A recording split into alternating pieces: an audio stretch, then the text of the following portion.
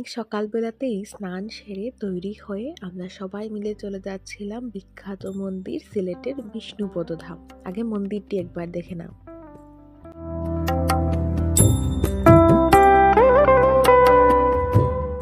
আমাদের পৌঁছতে পৌঁছতে অনেকটাই বেলা হয়ে গিয়েছিল এবং সূর্য মামা ছিলেন একদম মাথার উপরে, তাই অনেক বেশি সূর্যের আলোতে মন্দিরটি যেন আরো সুন্দর লাগছিল।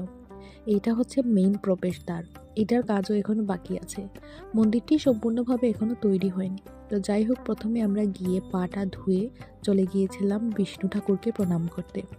এই যে পাথরটা তোমরা এখন দেখতে পাবে, এটাই বিষ্ণু ঠাকুরের পদচিহ্ন। মূলত এই পাথরটারই এখানের মধ্যে পুজো করা হয়। আর এর পাশেই ছোট্ট করে রয়েছে একটি শিবের মন্দির। শিবের মন্দিরটাও কিন্তু অনেক বেশি সুন্দর ছিল, একদম পুকুরের পাশে। আমরা প্রথমে গিয়েই সব ঠাকুরকে ভক্তি করে নিয়েছিলাম এবং পরবর্তীতে বিষ্ণু ঠাকুরের মন্দিরের সামনে আগরবাতি এবং প্রদীপ জ্বালিয়ে দিয়েছিলাম। এটা হচ্ছে বিষ্ণু ঠাকুরের মন্দিরের ঠিক বাইরের দিক। তো এখানের মধ্যে এমনিতে তালা দেওয়া থাকে, কিন্তু পুরোহিতের উপস্থিতিতে কিন্তু ভেতরে গিয়ে প্রণাম করা যায়। এই তুলনার সাথে অনেকটাই স্মৃতি জড়িত আছে।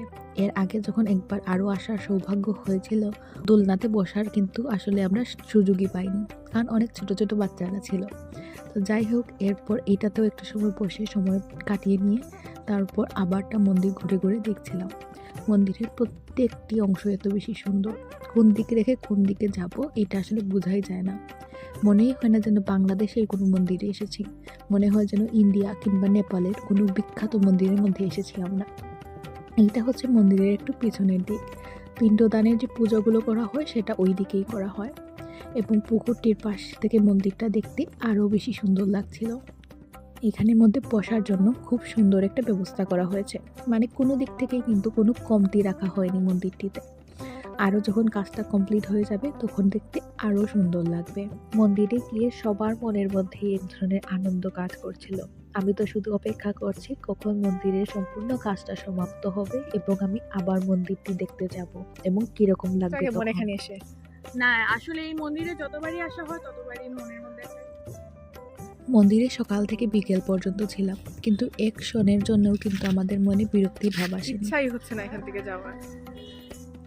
এরপরে সময় হয়ে গিয়েছিল বাল্যভোগ গ্রহণের। এই প্রসাদটা আসলে সম্পূর্ণ জীবন মনে থাকবে। একদম সিম্পল একটা